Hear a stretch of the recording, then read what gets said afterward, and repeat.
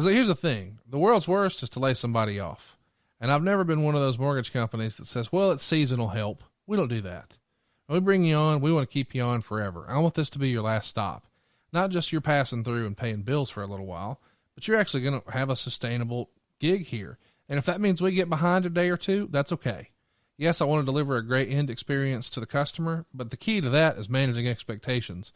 If we tell them up front, hey, normally we're getting these done in 3 weeks, but right now, because of volumes and interest rates being where they are, we're at 45 days right now. I just want to give you a heads up. You're not going to close for 45 days.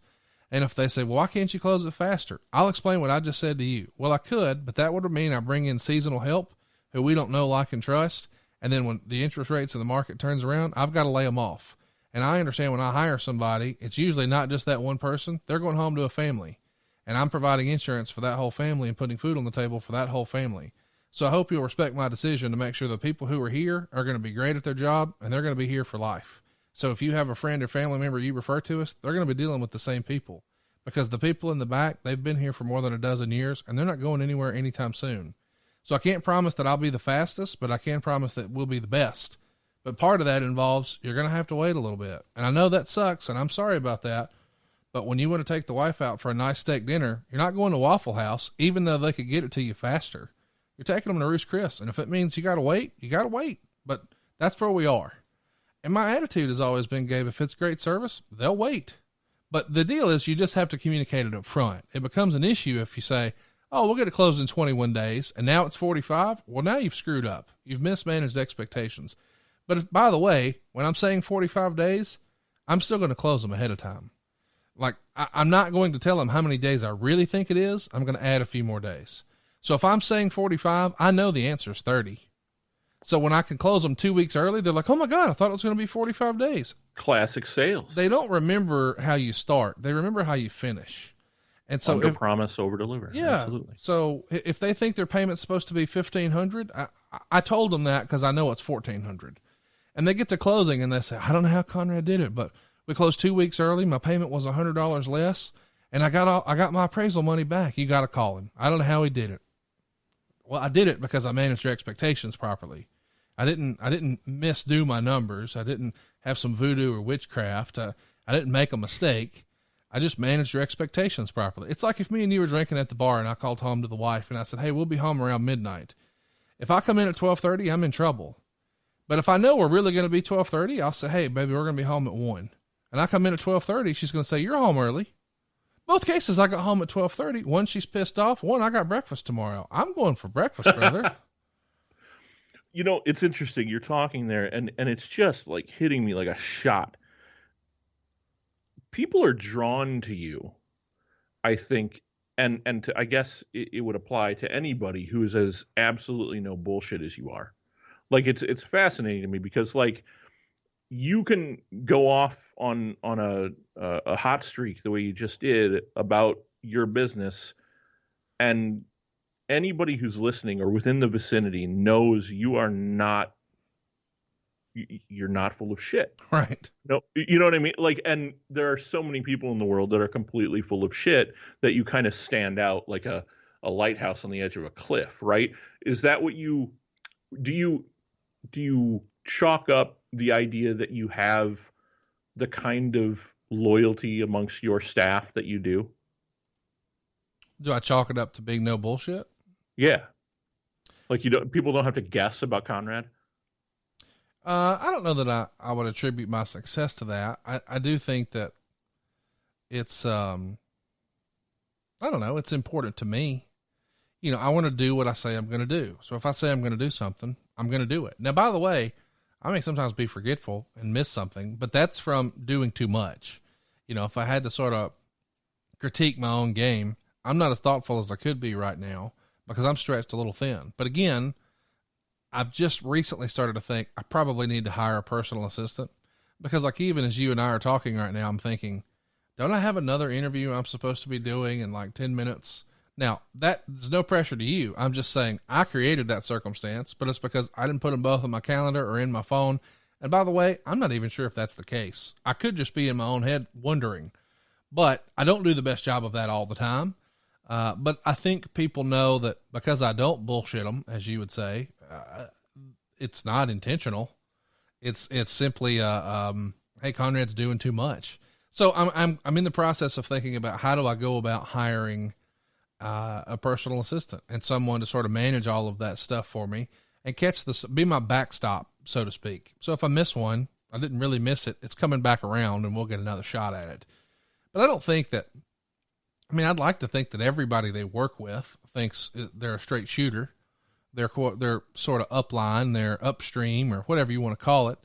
They're superior or whatever is honest. I don't think anybody signs up to go work for someone who's less than honest, but I do think that they want to know that people are reliable. And that just means you're going to do what you say you do, to me. I've listened to a lot of interviews with you in the last couple weeks in preparation for this, and everyone always asks you, when do you sleep? When do you find time to sleep? I'm more curious about the opposite, about your work schedule. How do you, this kind of goes along with what you were just talking about, but how do you keep up? Do you have kind of a regimen where, you're at the office at this time, or you're working on the mortgages from your office at this time? Obviously you have a recording schedule, but how do you balance the two out? And do you have a pretty firm grip on it now? Yes. I try to be at the office 5 days a week. Some days the office means the room I'm talking to you right now. So it's my home office, but still I'm working. And I guess if we're counting this office, I'm at my office 7 days a week. I don't have any traditional quote unquote off days unless I schedule it. As you and I are talking, I'm leaving town on Monday and I'll be gone for 7 days. But while I'm gone, I'm going to shoot some other stuff for some wrestling business podcast stuff. And that will be chalked up to work, but there will be leisure time on the front and the back. So in order to do that, I'm getting ahead on recording. So as we're talking today, I've already recorded 2 shows today. I'll record 3 tomorrow. I'll record 4 on Saturday and 5 on Sunday. So there will be no off days, but I don't view that as a sacrifice. A lot of people, when they're at home, they think they need to be at work. And when they're at work, they think they need to be at home. I never think that at all. I'm doing what I want to do. And I know that is harsh for some people to hear, but that's a Jack Welch from GE thing. He used to say, I did what I wanted to do. And I think that's important, being able to do what you want to do. And the other cliche about, if you love your work, if you love your job, you'll never work a day in your life. Well, that's true, because dude, I'm waking up and I'm selling, I'm helping people save money, or I'm recording podcasts talking about wrestling. Dude, that's like, those are my 3 of my 4 favorite things to do, maybe 5, but still I'm in. I do that every day. I get paid to do it. Sign me up. I want to do more tomorrow. Well, I think this question then is kind of already answered, but given the amount of work that you have, do you ever long for the days before the podcast? Nope. No, I've never even thought about it until you just said it. This is going to be a part of my life forever now.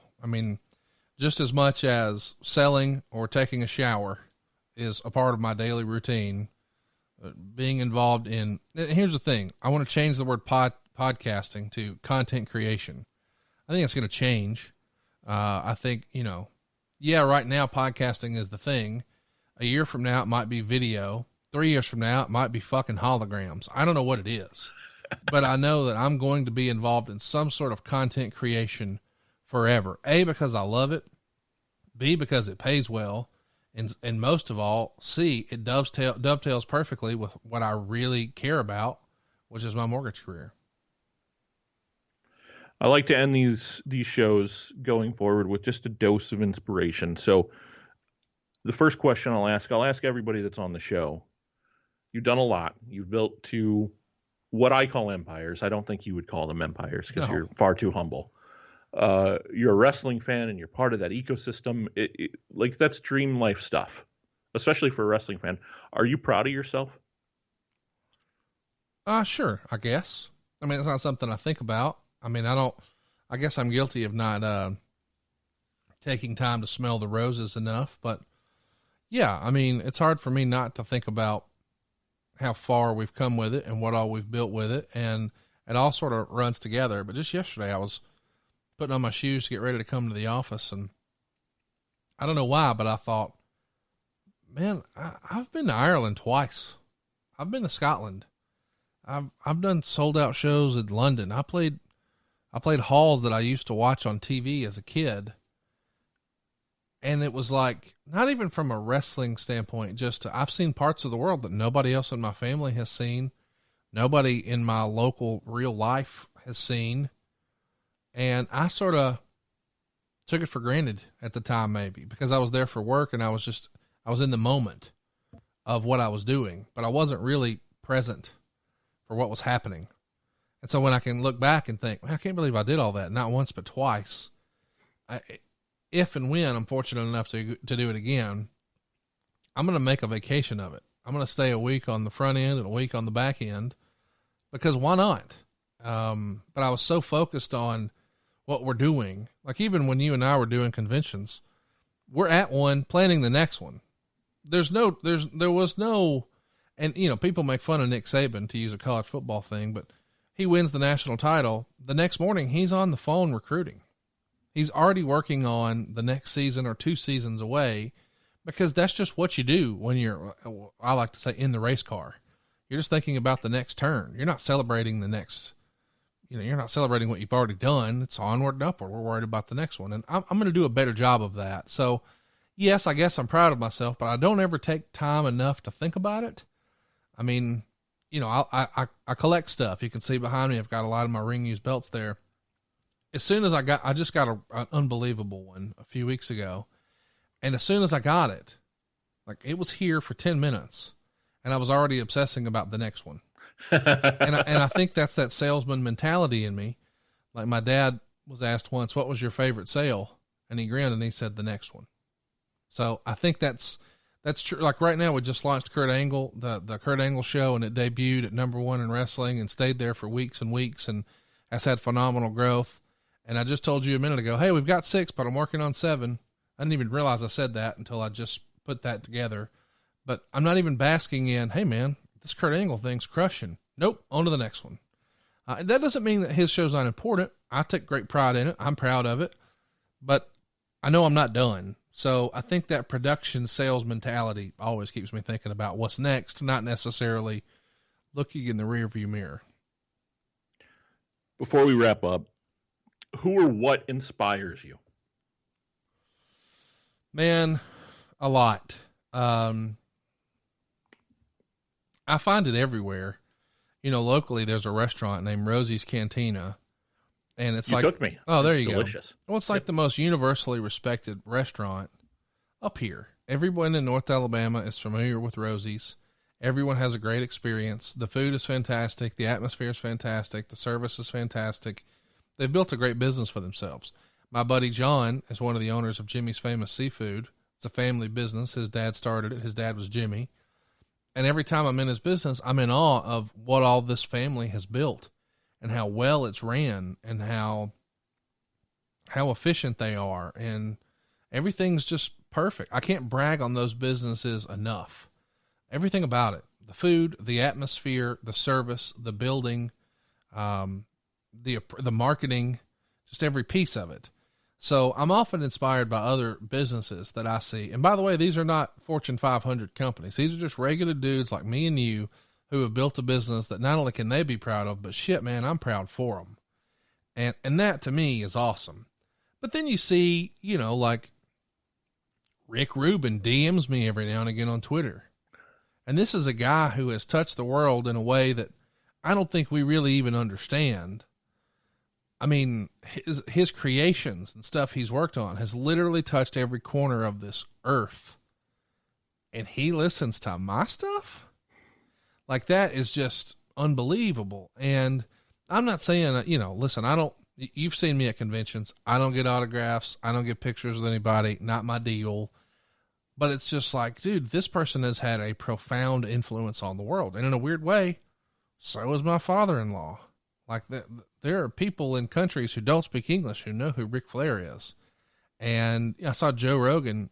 He did a show here in Nashville a few years ago at the Ryman. And he started talking about how, aliens must think wrestling's gay. Just 2 nearly naked dudes covered in leather and scantily clad underwear and all oiled up and rubbing on each other. And we're trying to say, no, it's not gay. He's like, oh, but don't say that on social media because people will